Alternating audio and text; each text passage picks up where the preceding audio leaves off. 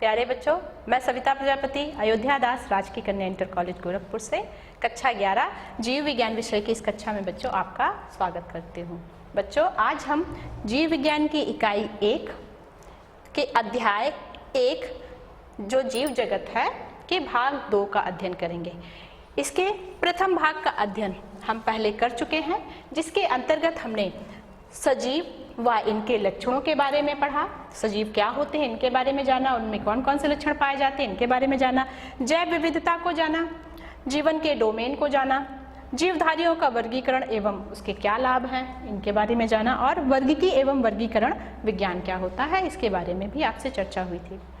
आज बच्चों इसी अध्याय के भाग 2 में हम पढ़ेंगे नामकरण क्या होता है, जीवों के नामकरण की पद्धतियाँ कौन कौन सी हैं, नामकरण की आवश्यकता या उपयोगिता के बारे में चर्चा होगी, और अंत में नामकरण की अंतर्राष्ट्रीय संहिता जिसके अंतर्गत नामकरण के नियम के बारे में हम जानेंगे। तो चलिए बच्चों, आज की कक्षा हम प्रारंभ करते हैं जीवों का नामकरण। तो सबसे पहले नामकरण क्या होता है। बच्चों, आपने देखा होगा जब किसी के घर में किसी बच्चे का जन्म होता है तो सबसे पहले उसको कोई नाम दिया जाता है, जिसके द्वारा उसके परिवार वाले, उसके आस पड़ोस वाले उस बच्चे को जानते हैं, पहचानते हैं। तो उस बच्चे को नाम देना ही उसका नामकरण कहलाता है। यहाँ बात है जीवों का नामकरण, यानी कि जीवों की जब खोज हो जाती है, खोज होने के बाद उसको नाम देने की जो क्रिया है वही क्रिया नामकरण कहलाती है। बच्चों, किसी भी जीव के सामान्यतः 2 नाम होते हैं। पहला नाम है सामान्य नाम या देसी नाम या स्थानीय नाम, और दूसरा नाम है वैज्ञानिक नाम। तो सबसे पहले सामान्य नाम क्या है या देसी नाम या स्थानीय नाम क्या है। देखिए, जीवों के स्थानीय नाम हैं, ये स्थानीय लोगों के द्वारा दिए जाते हैं और स्थानीय लोग इसी नाम के द्वारा उस जीव को जानते हैं। जैसे कि गौरैया पक्षी का स्थानीय नाम या सामान्य नाम जो है, भारत में गौरैया को गौरैया के नाम से जाना जाता है, जापान में गौरैया को सुजून कहा जाता है, इंग्लैंड में हाउस स्पैरो और स्पेन में पार्डल कहा जाता है। यानी कि हर स्थान पर एक ही जीव के अलग अलग नाम हैं। समस्या यहाँ ये आती है कि यदि भारत का रहने वाला व्यक्ति स्पेन चला जाए और उसको किसी व्यक्ति से, वहाँ के किसी व्यक्ति से गौरैया के बारे में बात करनी हो, तो वो गौरैया के बारे में तब तक बात नहीं कर पाएगा जब तक कि गौरैया पक्षी को वो उस व्यक्ति को दिखा नहीं पाता है। तो ऐसी समस्या से निपटने के लिए वैज्ञानिकों ने जीवों के वैज्ञानिक नामकरण की युक्ति सुझाई। वैज्ञानिक नामकरण क्या होते हैं? ऐसे नाम जो वैज्ञानिकों के द्वारा विभिन्न नियमों के आधार पर दिए जाते हैं, और वैज्ञानिक नाम पूरे विश्व में किसी जीव का एक ही होता है और उसी नाम के द्वारा पूरे विश्व में उस जीव को जाना जाता है। जैसे कि गौरैया पक्षी का वैज्ञानिक नाम पैसर डोमेस्टिकस है। बच्चों, जीवों के वैज्ञानिक नामकरण की 2 पद्धतियां हैं जिसके द्वारा जीवों का वैज्ञानिक नामकरण किया जाता है। इसके अंतर्गत पहली पद्धति है द्विपद नाम पद्धति और दूसरी पद्धति है त्रिपद नाम पद्धति।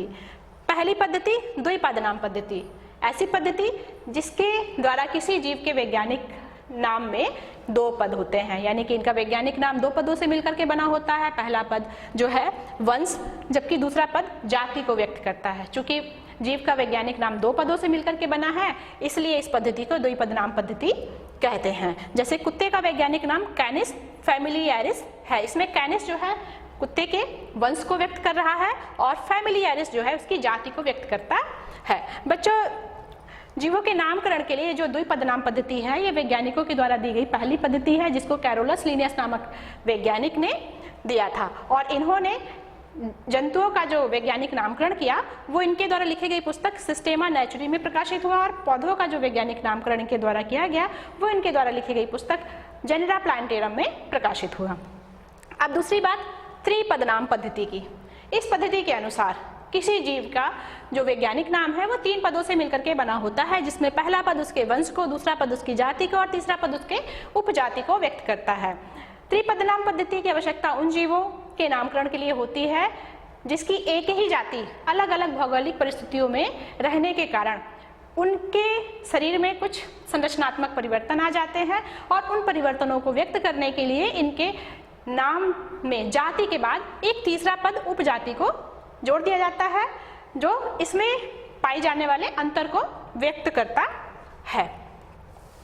जैसे कि बच्चों, कौवे का जो वैज्ञानिक नाम है द्विपद नाम पद्धति के अनुसार कॉर्वस स्प्लेंडेंस है, लेकिन भारत, श्रीलंका और वर्मा में जो कौवे पाए जाते हैं उनमें कुछ अंतर पाया जाता है, क्योंकि भारत, श्रीलंका और वर्मा में कुछ भौगोलिक परिस्थितियां, भौगोलिक पर्यावरण अलग प्रकार का है, जिसके कारण में कुछ अंतर आ जाता है और इस अंतर को व्यक्त करने के लिए कॉर्वस स्प्लेंडेंस के आगे उपजाति को जोड़ दिया गया है। जैसे कि भारतीय कौवे का वैज्ञानिक नाम कॉर्वस स्प्लेंडेंस है, जिसमें कॉर्वस उसके वंश को, स्प्लेंडेंस उसकी जाति को और स्प्लेंडेंस उपजाति को व्यक्त करता है। इसी तरह से लंकाई कौवे का वैज्ञानिक नाम कॉर्वस स्प्लेंडेंस प्रोटेगेटस है, जिसमें कॉर्वस वंश को, स्प्लेंडेंस उसकी जाति को और प्रोटेगेटस उसकी उपजाति को व्यक्त करता है।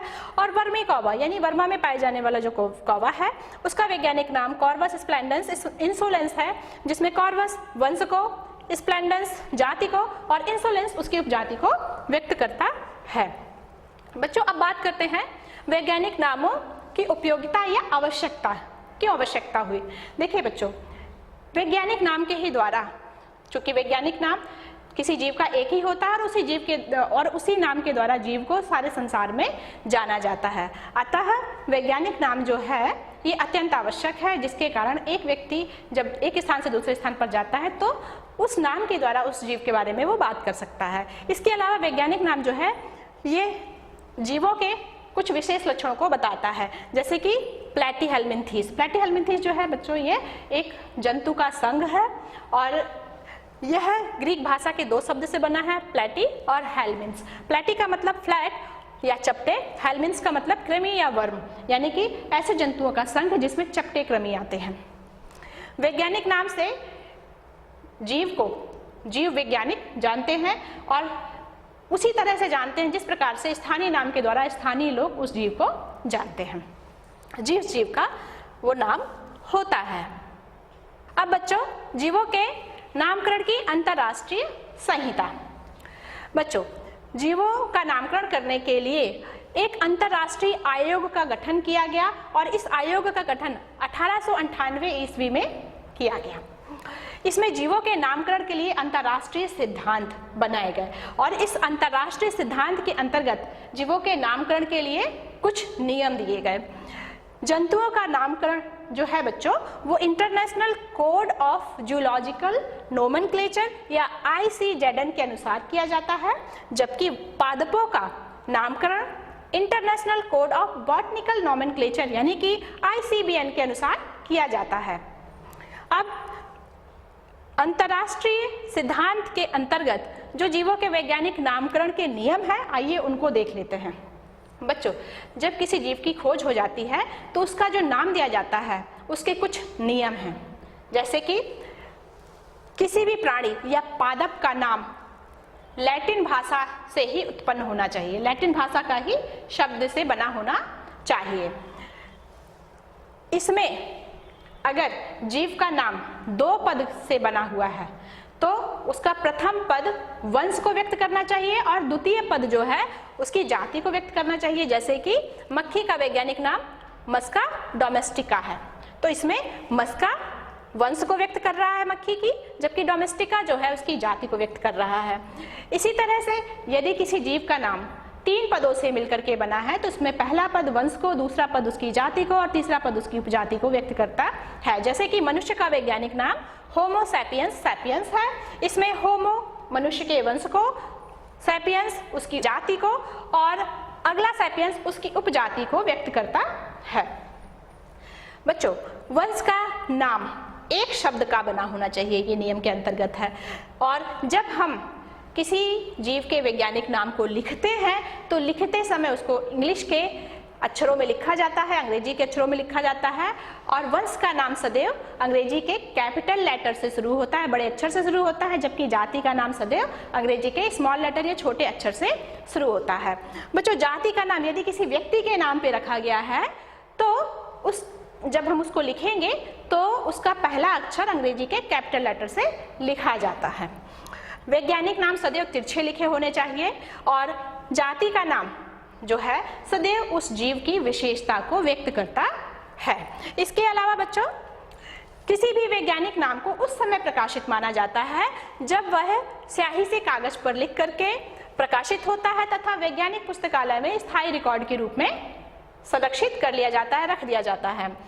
और एक बार वंश या जाति का यदि नामकरण हो जाए, किसी जीव का यदि वैज्ञानिक नामकरण हो जाता है तो फिर उसको बदला नहीं जा सकता है।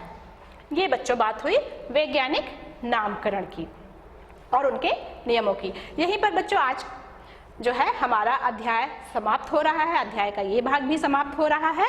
इसके बाद बच्चों इस पर आधारित कुछ अभ्यास कार्य आपके लिए है, जिसमें से पहला प्रश्न है नामकरण किसे कहते हैं, नामकरण की द्वि पदनाम पद्धति क्या है, निम्न जीवों के वैज्ञानिक नाम बताइए, मेढक का, मनुष्य का, नीम, गौरैया तथा कौवा का।